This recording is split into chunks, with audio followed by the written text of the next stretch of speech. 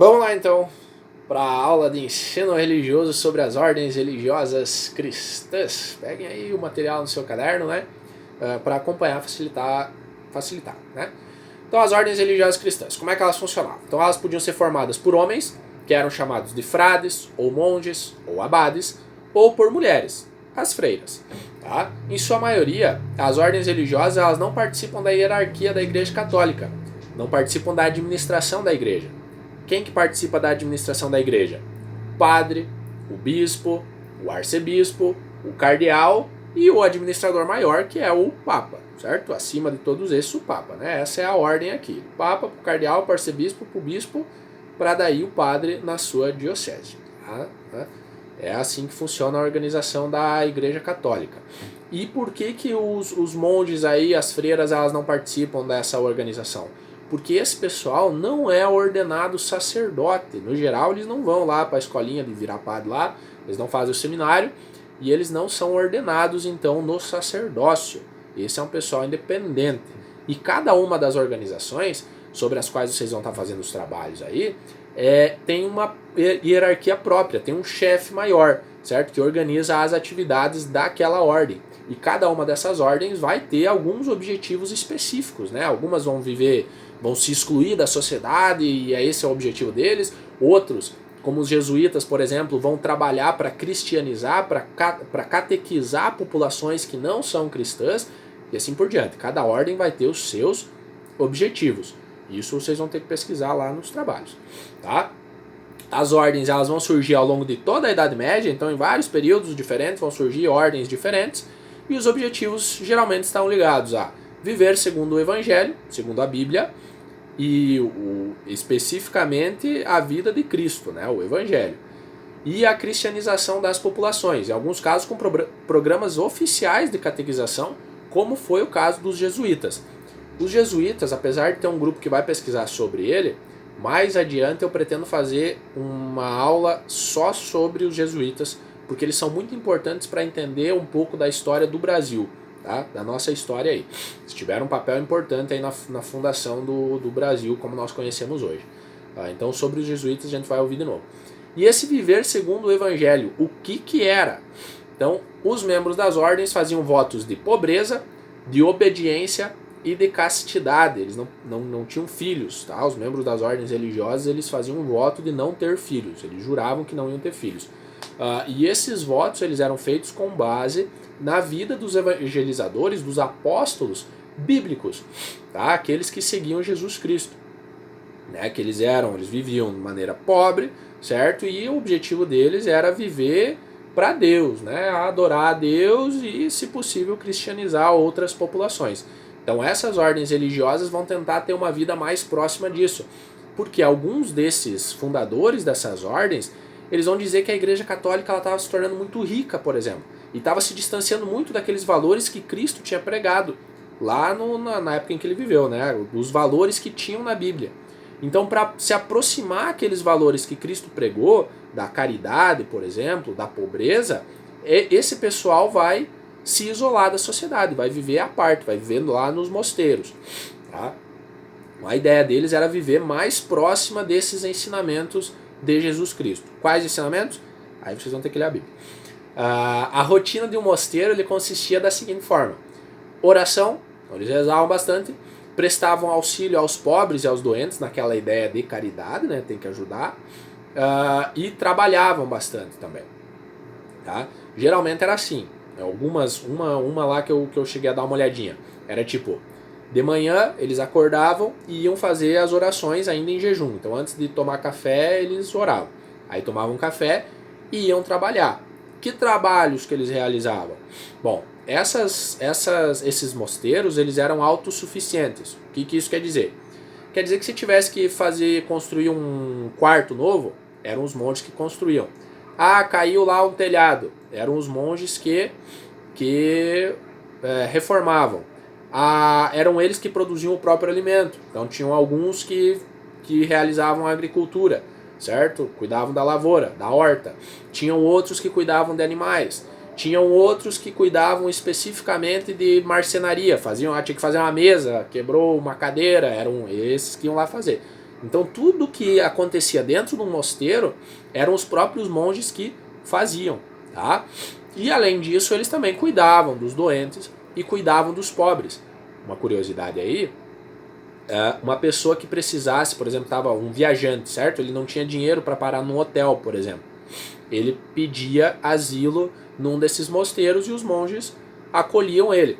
Para uma noite, geralmente, talvez duas, né? Porque esses monges eles não produziam muita comida, por exemplo. Então eles não podiam ficar ajudando muita gente.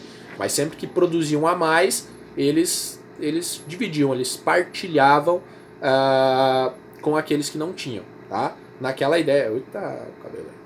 Naquela ideia que eu falei lá, que era aproximar a vida aos valores que passou Jesus Cristo, lá da caridade e assim por diante, ok?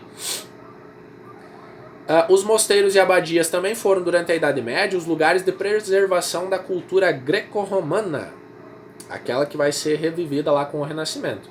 Os mosteiros, os membros das ordens eram responsáveis pela tradução e a cópia dos textos antigos, os chamados monges copistas. Nessa época não tinha impressora. Então, para fazer um livro, a Bíblia, por exemplo, que vai ser o mais comum, eles tinham que copiar ela, palavra por palavra, letra por letra. E quem faziam isso eram esses monges, tá? Desculpa. Então eles eram chamados de monges copistas porque eles copiavam esses livros. Inclusive esses livros gregos aí, certo? Eles vão sobreviver, eles vão chegar até nós hoje, por exemplo, 2020, porque esses monges eles copiaram e traduziram do grego para as línguas aí, para o francês, para o latim, assim por diante, tá? Então os livros eles eram copiados palavra por palavra e traduzidos palavra por palavra, né? Hoje é fácil, você joga aí, tem um dicionário ali, ó, bonitinho, né? Mas para fazer um dicionário aí, 1500 anos atrás, eles tinham que copiar uma palavra por palavra, tá? Então tinham esses monges copistas.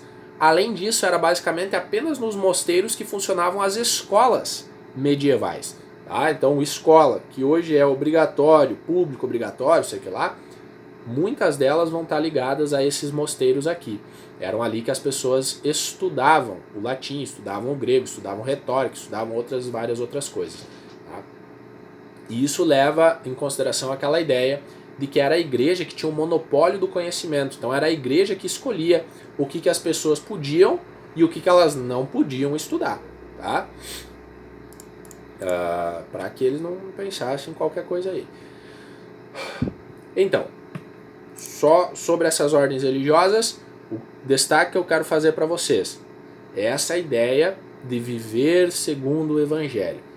Muitos deles vão achar que a Igreja Católica estava muito distante, estava enriquecendo demais, certo? Eles são católicos, tá? Esse pessoal aqui dessas igrejas aqui, eles são católicos, tá? Mas eles achavam que os padres, os bispos principalmente, os arcebispos, eles estavam enriquecendo demais, eles estavam se distanciando muito da vida de Jesus Cristo. Então, para se aproximar dessa vida, eles vão criar esses mosteiros aonde eles vão trabalhar, vão rezar, vão fazer os votos de pobreza lá e sei que lá, vão ajudar outras pessoas e assim por diante, tá? Esse é o destaque, um dos destaques que eu quero fazer. O outro é essa manutenção do conhecimento. Como eram eles que ficavam com esses livros, que copiavam esses livros, eles são responsáveis da gente conhecer muito daquilo que os gregos e os romanos escreveram 2, 3, 4 mil anos atrás. E talvez não seja importante para vocês, mas quando vocês chegarem lá no ensino médio, começarem a estudar filosofia, por exemplo, vocês vão perceber que esses gregos aí, eles eram os caras bem inteligentes. Tá? Enfim. Então, eles eram importantes. Os destaques que eu quero fazer: viver segundo o Evangelho, caridade, castidade, enfim, orações e pá, e a preservação do conhecimento antigo. E aí depois nós temos as ordens militares, ou ordo-militares, que eram compostas por leigos também, não faziam parte do clero, não eram do sacerdócio, não eram padres, não eram bispos. Tá? Segundo as leis dessas ordens, todo cristão, pelo batismo e pela crisma, é um militante de Cristo, segundo as ordens militares.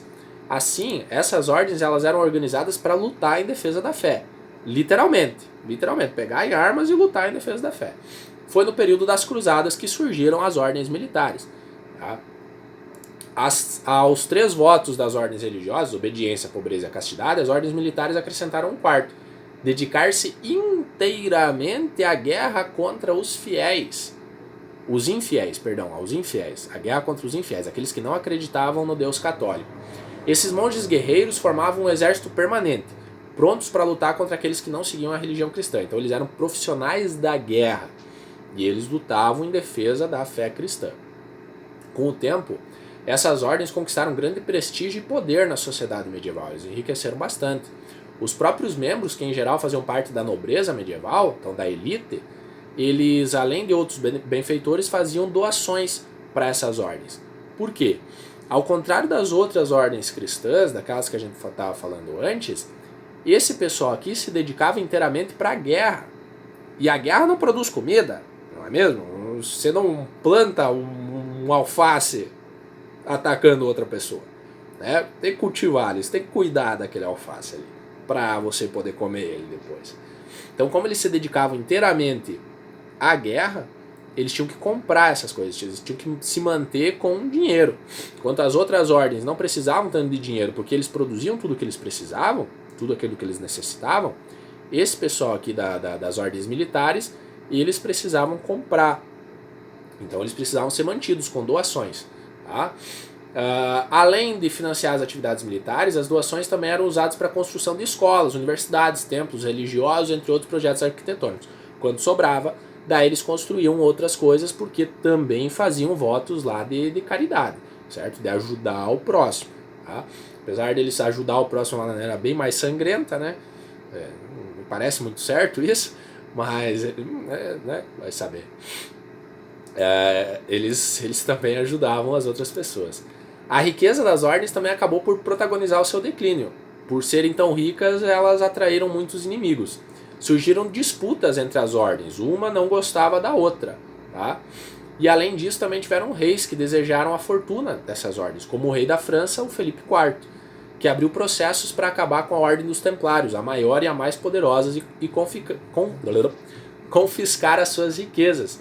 Ele abriu vários processos contra a Ordem dos Templários e pediu para o Papa fechar essa ordem, porque essas ordens elas precisavam da autorização do Papa para funcionar. Tá? Sem a autorização do Papa eles não podiam realizar as suas atividades. Tá? Então o rei Filipe ele pediu para o Papa, vamos fechar isso aí, os caras aí são hereges. Aí ele acusava de várias coisas, de heresia, acusava eles de bruxaria, por exemplo, de pacto com o demônio. E aí o Papa, né, foi pesquisar a respeito, foi investigar. Mas a igreja nunca encontrou nada contra a Ordem dos Templários, nada que provasse que eles eram hereges, por exemplo, e não sei o que lá.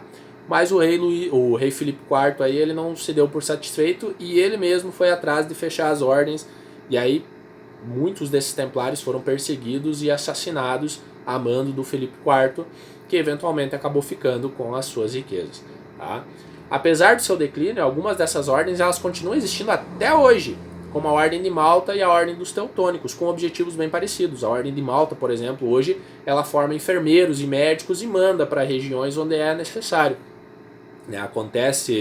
Se acontece um desastre natural, ou agora como está acontecendo com o coronavírus, alguns médicos e enfermeiros formados por essa Ordem de Malta, eles vão para ajudar esse pessoal. Acontece um terremoto, por exemplo, eles vão lá ajudar, e assim por diante. Tá? Então algumas dessas ordens existem ainda hoje. O destaque principal que eu quero fazer dessas ordens militares é aquele ponto que diz que elas surgiram ao longo das cruzadas. O objetivo com que elas foram criadas era proteger o pessoal que ia até Jerusalém para rezar, não proteger contra bandidos ou pessoas que quisessem atacar eles no geral. Tá? Era um mundo perigoso, assim como é um mundo perigoso hoje. Então esse pessoal aí vai ser feito como segurança desses peregrinos, desse pessoal que ia rezar lá em Jerusalém. Com as cruzadas, com as guerras entre cristãos e islâmicos principalmente, eles também vão participar desses conflitos, vão ser guerreiros nesses conflitos aí, ok? Ficou meio corrido porque eu queria fazer dos dois assuntos, então esse vídeo ficou bem ligeirinho, falei bastante coisa em pouco tempo. Mas se vocês tiverem alguma pergunta, assim que o caminhão passar, se vocês tiverem alguma pergunta, sintam-se sempre livres para fazer e vocês vão aprender mais sobre essas ordens aí e vão ver que elas continuam existindo, inclusive no Brasil, com o trabalho que vocês estão fazendo, tá? Abraço.